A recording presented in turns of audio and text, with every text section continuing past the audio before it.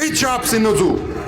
چې ته څو پورې دا ریاست وي د جنډه پر دا سرکاري عمارتو ولاړئ زموږ ذمهواره دی دا میجران دا کرنلان دا په کیله کې ناست خلک به تر غاړه نیسو د دوی خلاف به عدالتو ته ځو چې وروره ماته امن راکړه د 9 مۍ تاریخ ولو تاسو به کتلی په د عمل کې ښه شملورو خلکو ریلیانې راایستلې وې د 9 مۍ په ورځ باندې چاټونه یې راخیستي ول ښه بریتور خلک ول کاکا څه مسله ده وایي 9 مۍ ده او لالا دا 9 مۍ څه شي دی دا د قائد اعظم دا نا واده دی که د علامه اقبال دا نا واده دی چې تاسو راوتلي یاست په 9 مۍ باندې د پی ټی آی کارکنان راوتلي ول د خپل لیډر د گرفتاری په خلاف باندې پر چوک باندې چې د پوجانو کومې پلاستیکي مجسمې دي دا یې نړولې دي نو څه شي دی دا کومه کیسه لري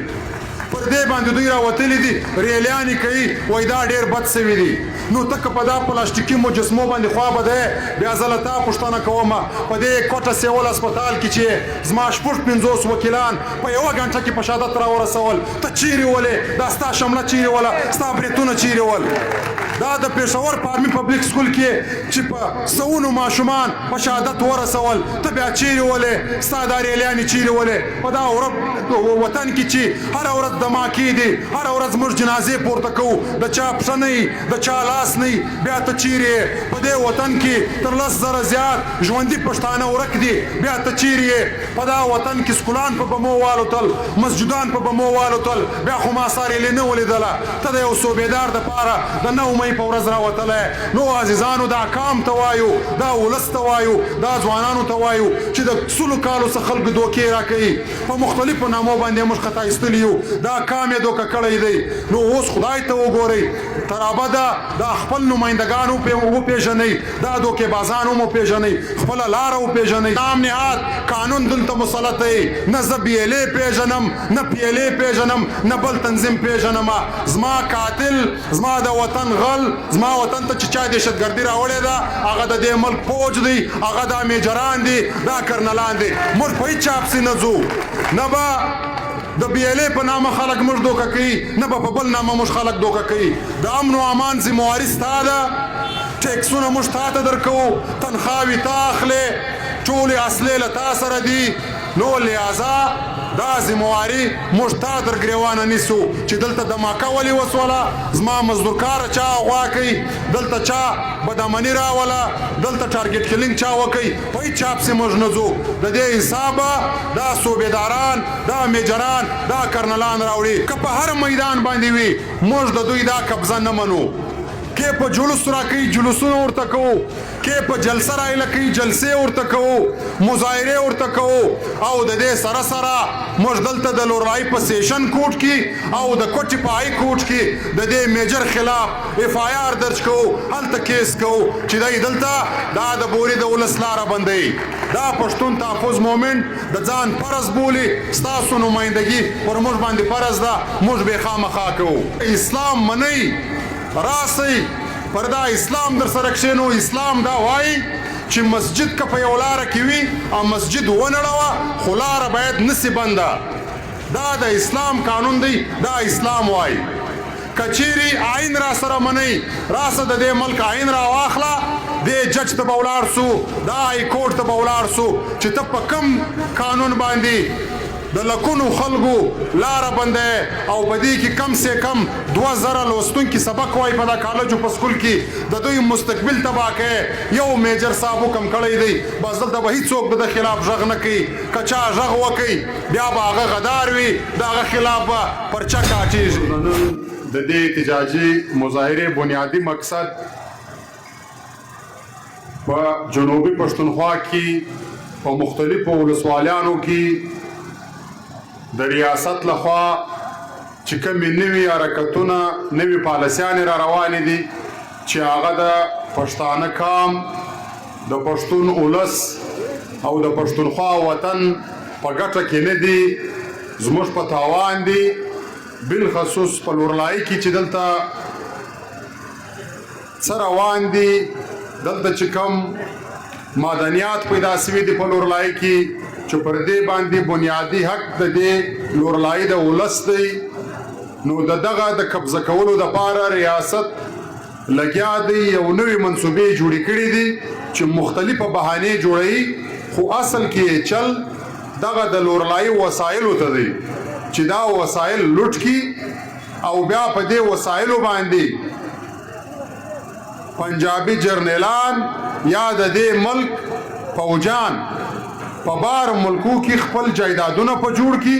د خپلو بچانو دپاره ښه ژوند په جوړ کی، او دلته د بوري ولس دا په لکونو آبادی دا بیروزګاره کی، دلته حالات خراب کی، دلته بدامنی جوړه کی. نو د دې شروعات دوی دا د پټانکوټ زموږ شاته چې کوم روډ دی د دې څه یې کړی دی چې اوس پر دا روډ باندې قبضه روانه ده، او دا قبضه د اپسي لخوا روانه ده،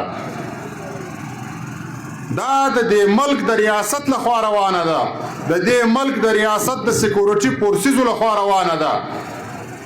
او په پټه نه ده روانه، ډېره په ښکاره په سپینه ورځ باندې دا قبضه روانه ده. نو عزیزانو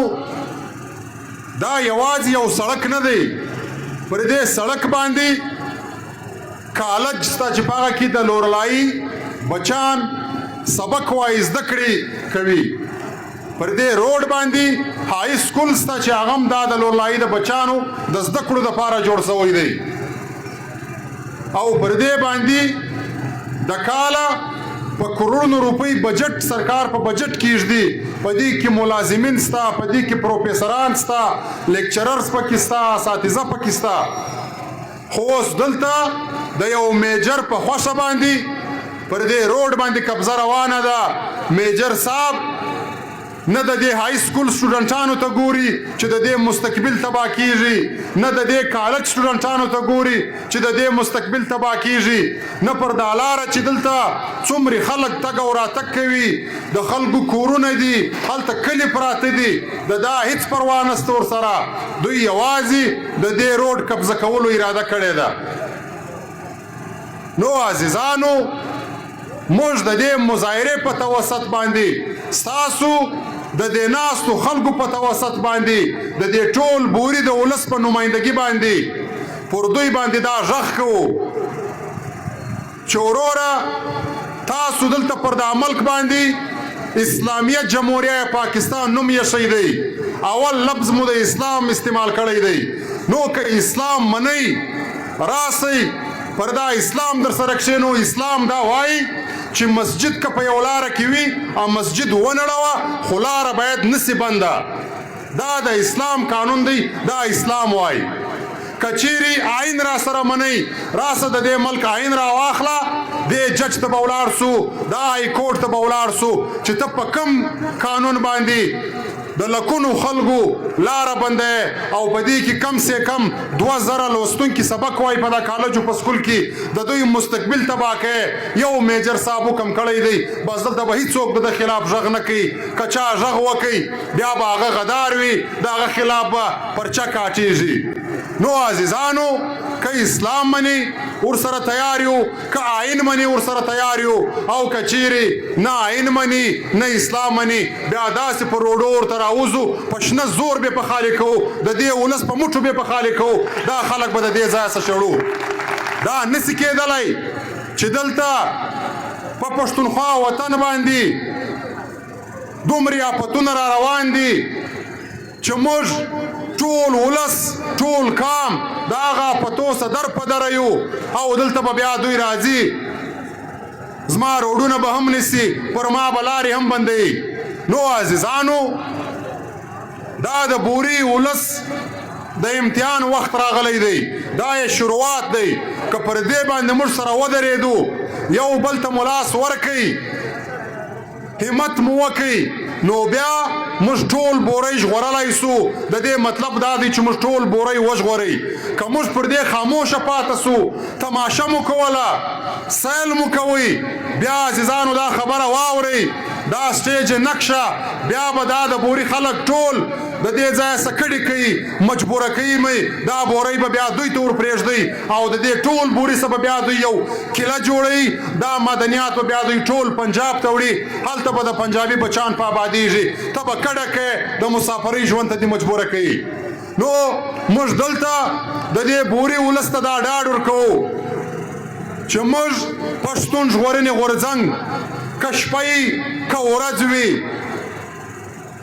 که په هر میدان باندې وي موږ د دوی دا قبضه نه منو. کې په جلوس راکوي جلوسونه ورته کوو، کې په جلسه رایله کوي جلسې ورته کوو، مظاهرې ورته کوو. او د دې سره سره موږ دلته د لورای په سیشن کوټ کې او د کوټې په های کوټ کې د دې میجر خلاف اف آی آر درج کوو، هلته کیس کوو چې دی دلته دا د بوري د ولس لاره بندوي. دا پښتون تحفظ مومنټ د ځان فرض بولي، ستاسو نمایندګي پر موږ باندې فرض ده، موږ به خامخا کوو.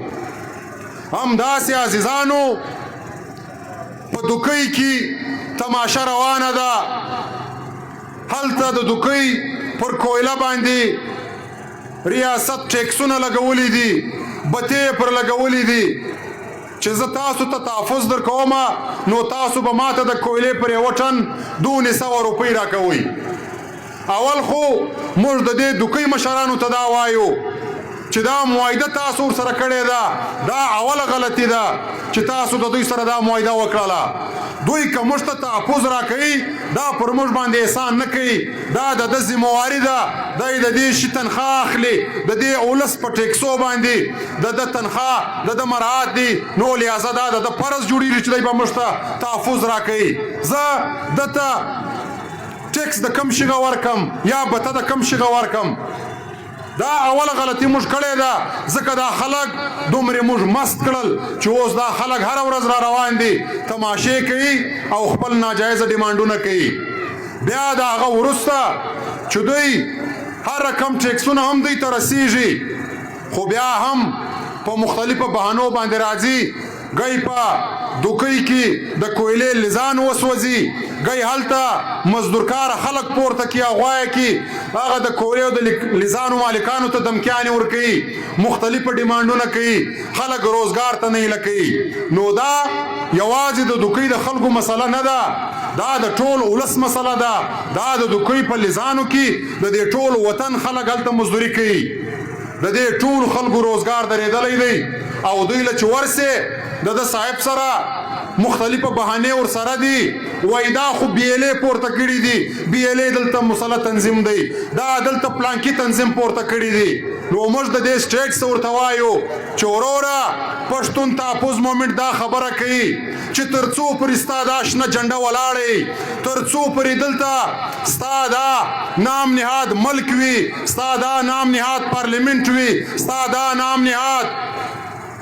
ګوډاګي وزیر اعظمان ناست وي، ستا دا نام نهاد قانون دلته مسلط دی. نه زه بی ایل ای پیژنم، نه پی ایل ای پیژنم، نه بل تنظیم پیژنم. زما قاتل، زما د وطن غل، زما وطن ته چې چا دهشتګردي راوړې ده هغه د دې ملک فوج دی، هغه دا میجران دي، دا کرنلان دي. موږ په هیڅ چا پسې نه ځو، نه به د بی ایل ای په نامه خلک موږ دوکه کوي، نه به په بل نامه موږ خلک دوکه کوي. د امن و امان ذمواري ستا ده، ټیکسونه موږ تا ته درکوو، تنخواوې تا اخلې، ټولې اصلې له تا سره دي. نو لہذا دا ذمواري موږ تا تر ګریوانه نیسو چې دلته دماکه ولې وسوله، زما مزدورکاره چا اغوا کوي، دلته چا بدامني راوله، دلته ټارګټ کلینګ چا وکوي، په هیڅ چا پسې موږ نه ځو. د دې حسابه دا صوبېداران، دا میجران، دا کرنلان راوړي چې دلته پر هر روډ باندې تېرېږي، ټول ښار د دوی دپاره بند سي، سړی ورته اریان سي چې وکاکا تا ټوله اشیا نیولې ده،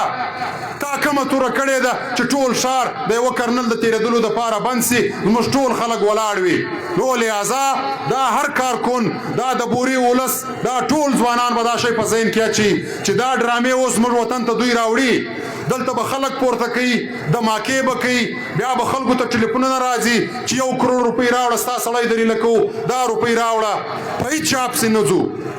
چې تر څو پورې دا ریاست وي د ده جنډه پر دا سرکاري عمارتو ولاړی، زموږ ذمواره دی. دا میجران، دا کرنلان، دا په کیله کې ناست خلک به تر غاړه نیسو، د دوی خلاف به عدالتو ته ځو چې وروره ما ته امن راکړه.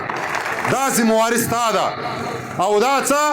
غیر عیني خبره نه ده. دلته که بجلي نه وي هر سړی د وابډا خلاف غږېږي، وایي دا د وابډا والا نایلي ده چې بجلي نشته. دلته که په هسپتال کې ډاکټر نه وي هر سړی د ډاکټر خلاف راوځي، ولې دا ذمواریانې د دوی دي. نو دلته که امن خرابېږي د دې ذمواره دا سکیورټي ادارې دي، بل په هیڅ چا پسې نه ځو، دا خلک به رانیسو.